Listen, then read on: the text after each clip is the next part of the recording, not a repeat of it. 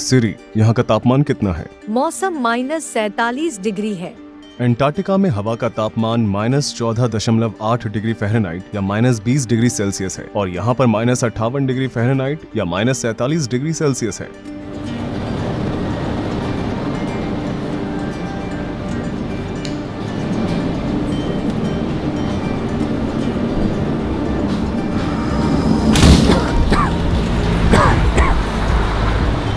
हमारे फेफड़ों को इसकी आदत नहीं है, इसलिए हमें बार बार खांसी आ रही है। यहाँ का मौसम बहुत ही ठंडा और शुष्क है। यहाँ की आबादी बहुत ज्यादा है। यहाँ करीबन 3 लाख लोग रहते हैं। याकुत्स्क रूस के ऑटोनोमस रीजन सखा रिपब्लिक की राजधानी है, जो कि नॉर्थ पोल से 280 मील की दूरी पर बसा हुआ है। क्योंकि ये जगह साइबेरिया के सबसे उत्तर पूर्व में स्थित है, इसलिए ये बाकी की दुनिया से बहुत अलग थलग लगता है।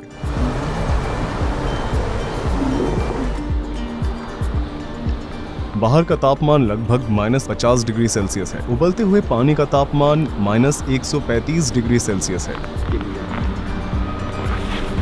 जैसा कि आप देख ही सकते हैं कि यह तुरंत आइस क्रिस्टल्स में बदल जाता है। इस क्षेत्र में आज तक का सबसे कम तापमान -71.2 डिग्री सेल्सियस रहा है। ऐसा लगता है जैसे ये जगह किसी दूसरे प्लेनेट का हो। बाहर रखा गया केला कुछ ही मिनटों के अंदर एक हथौड़े में बदल सकता है। यहाँ पर लोग मेटल फ्रेम के चश्मे नहीं पहन सकते हैं, क्योंकि मेटल उनकी त्वचा से चिपक सकता है और जब वे अपने चश्मे को निकालने जाएंगे तो उनका मांस बाहर आ सकता है। यह मांस का एक टुकड़ा है जो बिल्कुल इंसानी मांस जैसा दिखाई देता है। आइए इसे मेटल से छूकर देखते हैं कि क्या होता है।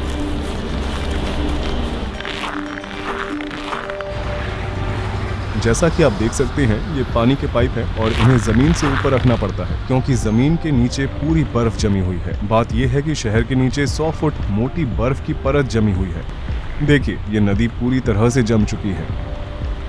सोवियत युग के दौरान स्टालिन के विचारों का विरोध करने वाले लोगों को सखा रिपब्लिक में निर्वासित कर दिया जाता था। उसमें पॉलिटिशियन, व्यापारी आदि शामिल थे। असल में आज याकुत्स्क में रहने वाले कुछ लोग उनके पोते पोती हैं, इसलिए यह निर्वासन की जगह हुआ करती थी। आज इस शहर में लोग एक आम जीवन जी रहे हैं। हम इस जीवन को बर्फ का नर, आइस हेल कह सकते हैं। यह मनुष्यों की सीमाओं के पार है। चाहे हम जो कुछ भी क्यों न पहन ले, कोई भी चीज हमारे शरीर को गर्म रखने के लिए पर्याप्त नहीं है।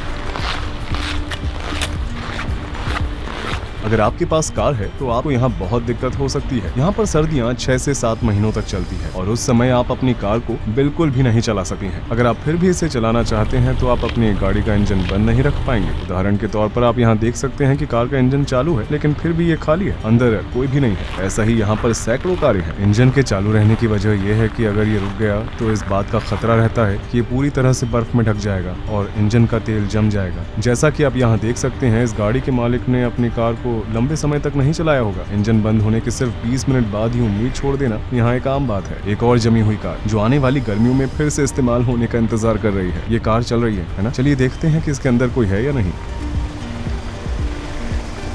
हाँ, कोई भी नहीं है। क्या आप सोच सकते हैं कि यहाँ वाकई में ऊर्जा की कितनी ज्यादा बर्बादी हो रही है? किस्मत से रूस एक ऐसा देश है जहाँ तेल और प्राकृतिक गैस संसाधनों की मात्रा बहुत अधिक है। देखिए, इस कार के एग्जॉस्ट पाइप को बाहरी पाइप की मदद से बड़ा किया गया है। यहाँ तक कि एग्जॉस्ट स्मोक भी जम जाती है।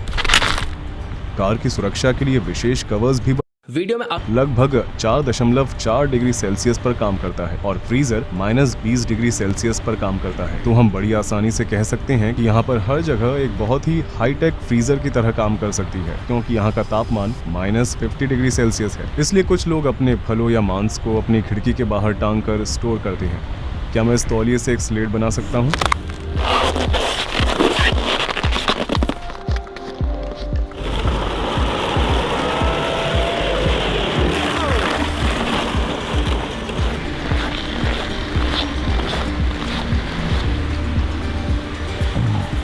वीडियो बनाने के लिए मैंने बस 1 मिनट के लिए अपने ग्लव्स उतारे और अब मेरे हाथों में बहुत दर्द हो रहा है। मेरी पलकों पर भी बर्फ जम गई है। मैं बर्फ को निकालने की कोशिश कर रहा हूँ। अगर आप 15 मिनट से ज्यादा समय तक बाहर रहते हैं तो आपको त्वचा में जलन और सांस लेने में दिक्कत जैसी समस्याओं का सामना करना पड़ेगा। ठंड लगना जो सुई की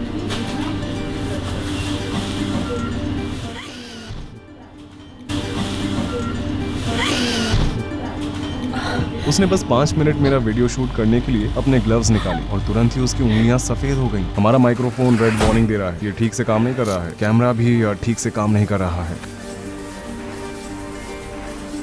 देखिए, इसका कवर जम गया है। हमारे फोन भी ठीक से काम नहीं कर रहे हैं। कुछ मिनटों पहले उसके फोन की बैटरी लगभग 10% थी और फिर अचानक डेड हो गई, जबकि वास्तव में ये लगभग फुल थी। मेरे पीछे आप देख रहे हैं वो एक कब्रिस्तान है। मेरे जूतों के नीचे की बर्फ की थिकनेस लगभग 100 फुट है और खराब नहीं होता। इसके कान बिल्कुल भी हिल नहीं रहे हैं। आप यहाँ कितने घंटे काम करती हैं?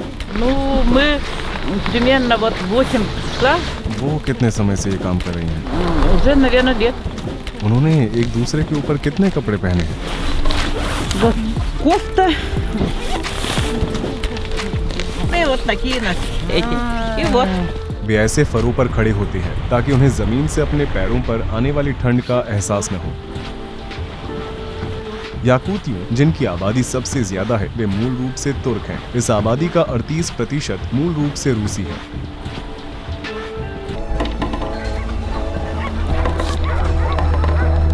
कुतुब वाले स्लेट पर सवार होते समय हवा और ठंड के कारण मेरा एक कान पूरी तरह से सुन्न हो चुका था। दर्द बर्दाश्त के बाहर था। मारिया ने हमें अपने गांव के घर में बुलाया और अब हम इन रहस्यमय याकूतियों के बारे में और भी जानेंगे। कि आप देख सकते हैं, ये लगभग मेरी उंगली जितना मोटा हो गया है। मेरे छूने पर भी मैं अपने कानों को महसूस नहीं कर पा रहा हूँ। ये सुन्न हो चुके हैं। मेरे दूसरे कान को देखो, ये बहुत पतला है। यहाँ पर पाए जाने वाले घोड़े सामान्य घोड़ों की तुलना में काफी छोटे होते हैं। उनका शरीर ही इस तरह का बना हुआ है। ये उन्हें गर्म रहने में मदद करता है। जितना कम सतही भाग, उतनी कम परेशानी। उन्होंने हमें अपने कपड़े दिए और हमने उन्हें पहन लिया।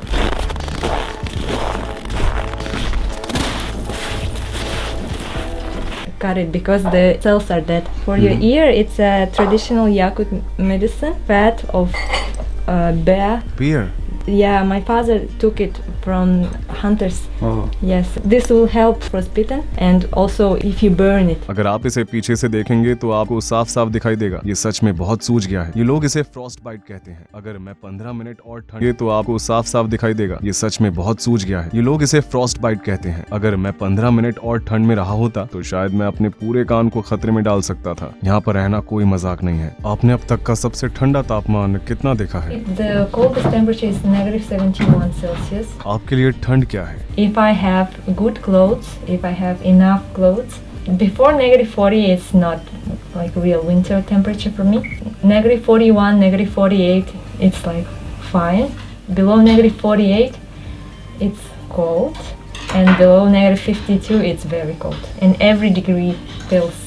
The funny thing is like cold weather feels like fire, like burning. हाँ, सच में मेरे कान में भी मुझे जलन महसूस हो रही है। ऐसा लग रहा है जैसे ये बहुत गर्म हो गया हो। Sometimes people drink too much and they fall asleep somewhere outside. And one night outside, some people didn't have proper clothes and they went to the woods and their car broke down and they couldn't call someone because no phone service. Yeah, and it ended. प्रकृति के बारे में आपकी क्या राय है? Whole lifestyle of Yakut people, of Saha people, it's taking care of nature, respecting it. Early childhood, me and my family, we used to go to the woods to fish, to hunt. It's just we always remember that we are not the owners of this land. Drink there, have fun there, throw the garbage. Don't disturb, don't destroy. Yakut religion is not something which is written in a book or there is a church. There is one center of our religion, but it's not something that like in other religions that we do every day. We should pray. We don't do something like that, but it's in our mind, it's in our lifestyle, and it's all related to nature. आपके पास जो कुछ भी है, आप उसके लिए भगवान के बजाय प्रकृति का शुक्रिया अदा करते हैं। The gods are nature. Yeah. Our gods are like part of the nature. अच्छा, अब मैं समझा। आप दक्षिण की ओर रहने के लिए क्यों नहीं चले जाते, जहाँ इसकी तुलना में गर्मी ज्यादा है? क्योंकि इन तापमानों में रहना किसी पीड़ा से कम नहीं है। It's a torture for you, but not for us. The first reason is my family. Like, my family is here, and for me, the best is to the generations. Yakutsk में गर्मियों का भी मौसम होता है,